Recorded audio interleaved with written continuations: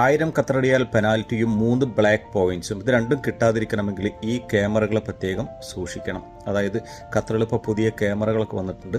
ഖത്തറിലെ പ്രധാനപ്പെട്ട റോഡുകളിലൊക്കെ പുതിയ ടെക്നോളജി ഉപയോഗിച്ചുകൊണ്ടുള്ള ക്യാമറകൾ കഴിഞ്ഞ ദിവസങ്ങളിൽ ഇൻസ്റ്റാൾ ചെയ്യപ്പെട്ടിട്ടുണ്ട്. അതെന്തിനാണെന്ന് വെച്ചാൽ നമ്മൾ വാഹനം ഓടിച്ചുകൊണ്ടിരിക്കുമ്പോൾ മറ്റൊരു വാഹനത്തിൻ്റെ വലതുവശത്ത് കൂടി ഓവർടേക്ക് ചെയ്യാൻ പാടില്ല.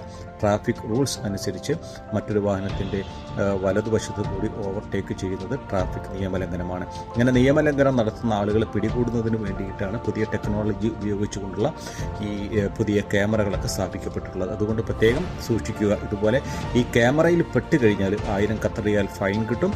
മാത്രവുമല്ല 3 ബ്ലാക്ക് പോയിന്റ്സും ലൈസൻസുകൾ ചേർക്കപ്പെടും. ഇങ്ങനെ 3 ബ്ലാക്ക് പോയിന്റ്സ് ചേർത്ത് അങ്ങനെ 14 പോയിന്റ് ആയിക്കഴിഞ്ഞാൽ ആ ഡ്രൈവറുടെ ലൈസൻസ് 3 മാസത്തേക്ക് സസ്പെൻഡ് ചെയ്യപ്പെടുകയും ചെയ്യും. ഓക്കെ, അതുകൊണ്ട് പ്രത്യേകം ശ്രദ്ധിക്കുക. വാഹനം ഓടിക്കുമ്പോൾ മറ്റൊരു വാഹനത്തിൻ്റെ വലതുവശത്തു കൂടി ഓവർടേക്ക് ചെയ്യാൻ പാടില്ല.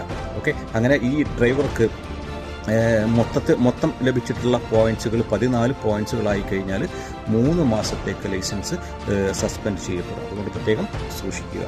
Okay, thank you.